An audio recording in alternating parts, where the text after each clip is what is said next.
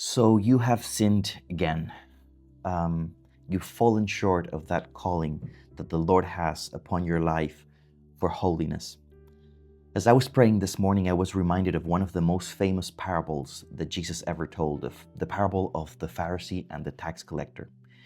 And this parable speaks about two different types of people.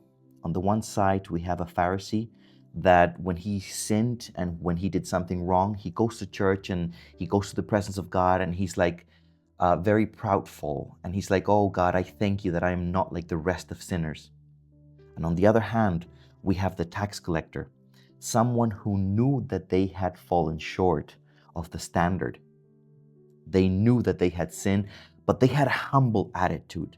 They were like, "God, I'm even so afraid to come close to you because I know that I've done something that I shouldn't have done." What does Jesus say about those two types of people?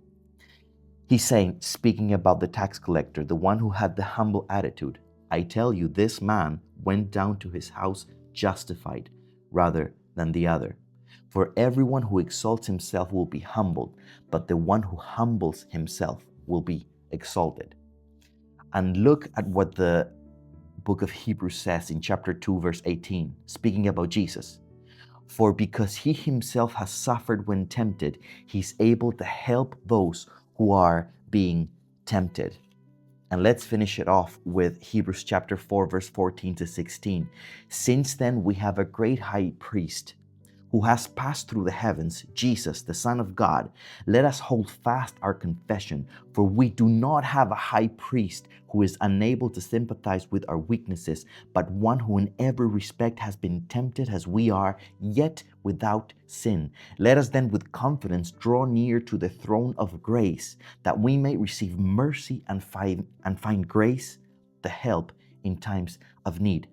So if this is you today, if you have fallen short of that calling to holiness, number one, remember, the first thing that we have to have is a humble attitude towards God. The second thing that we have to know is that Jesus understands our temptations and when we fall short because he himself was tempted and suffered through that. And number three, remember Hebrews chapter 4, verse 16. Let us with confidence draw near to the throne of grace.